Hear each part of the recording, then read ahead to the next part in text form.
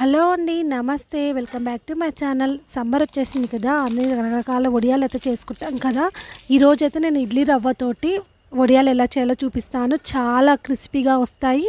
చాలా బాగుంటాయి టేస్ట్. నోట్లో పెట్టుకున్నప్పుడే కరిగిపోతాయి. చాలా ఈజీ అండి. మామూలుగా బొంబాయి రవ్వతో చేసుకుంటాం కదా! బొంబాయి రవ్వ అవైలబుల్‌గా లేనప్పుడు ఇట్లా ఇడ్లీ రవ్వతో కూడా చేసుకోవచ్చు. నేనైతే ఈరోజు ఇడ్లీ రవ్వతోటే చేసుకుంటున్నా. ఒక కప్పు వరకు అయితే ఇడ్లీ రవ్వ తీసుకొని ఇలా మిక్సీ జార్‌లోకి అయితే వేసుకోండి. అందులోకి ఒక 2 స్పూన్స్ వరకు నేనైతే బియ్యం పిండి వేసుకుంటున్నాను. ఈ బియ్యం పిండి అయితే ఒక 2 స్పూన్స్ ఉంటుంది. ఇప్పుడు ఇందులోకి ఒక కప్పు వరకు వాటర్ అయితే యాడ్ చేసుకున్నాను. ఒక కప్పు కంటే కొంచెం తక్కువ అండి వాటరు. కానీ మొత్తం అయితే ఒక కప్ అయితే పడుతుందనమాట. ఇది మెత్తని పేస్ట్ అయితే చేసుకోవాలి. చాలా మెత్తని పేస్ట్ చేసుకున్నాను. చూడండి, ఇప్పుడు ఒక గిన్నె తీసుకొని అందులోకి అయితే ఈ పేస్ట్ని అయితే యాడ్ చేసుకోవాలి.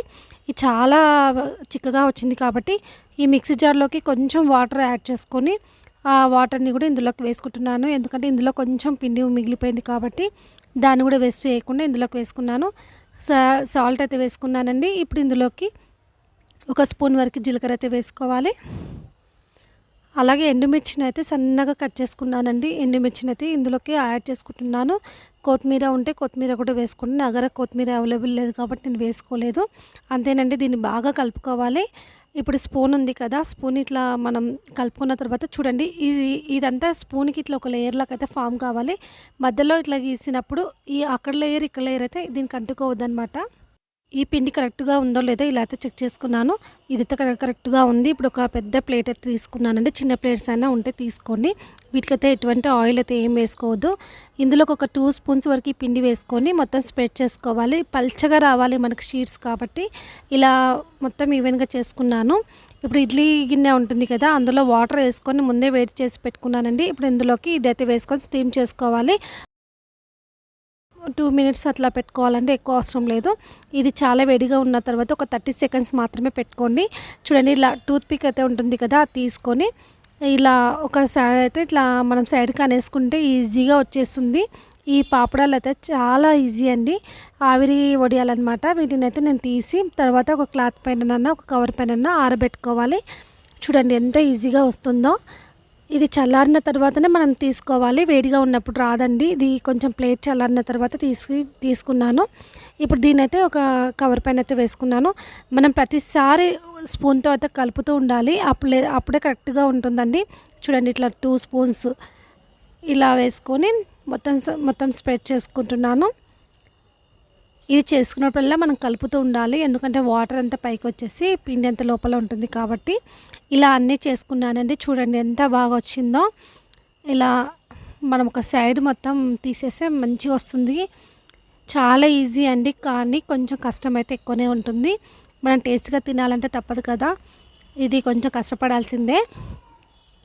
ఒక్కరున్న చేసుకోవచ్చు కానీ కొంచెం ఓపికతో అయితే చేసుకోవాలి. చూడండి, ఇలా మొత్తం తీసుకున్న తర్వాత దీన్నైతే మళ్ళీ ఒకసారి చేతితోటి తీస్తే ఈజీగా వచ్చేస్తుందనమాట. ఇప్పుడు మనం ఒక సైడ్ పచ్చిగా ఉంటుంది కదా, కింది సైడ్, ఆ కింది సైడ్ని అయితే పైకి పెట్టేసుకోవాలన్నమాట. వీడియోలో చూపిస్తున్నట్టు ఇలా మొత్తం పెట్టుకున్నానండి కవర్ పైన. ఇది మనం ఇంట్లో ఫ్యాన్ కిందనన్నా ఆరబెట్టుకోవచ్చు ఒక 2 అవర్స్ అట్లా, లేకపోతే మనం ఎండలో ఆరబెట్టుకోవచ్చు.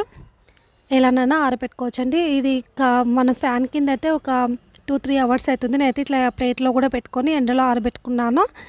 ఇవి తర్వాత ఈవినింగ్ అయ్యేసరికి చూడండి ఇట్లా అయినాయి, మంచిగా ఎండిపోయినాయి అనమాట.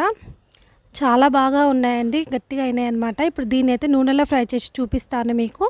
ఇది డబల్ సైజ్ అయితే వస్తుందన్నమాట. చూడండి, నూనె అయితే ఈటెక్కింది. ఇప్పుడు ఇందులోకి పాపడం వేసి చూపిస్తాను. చూడండి ఎంత బాగా పొంగుతూ వస్తుందో. మనం పాపడం సైజ్ చూసారు కదా, చాలా చిన్నగా ఉంది, కానీ చూడండి ఎంత పెద్ద సైజ్ వచ్చిందో.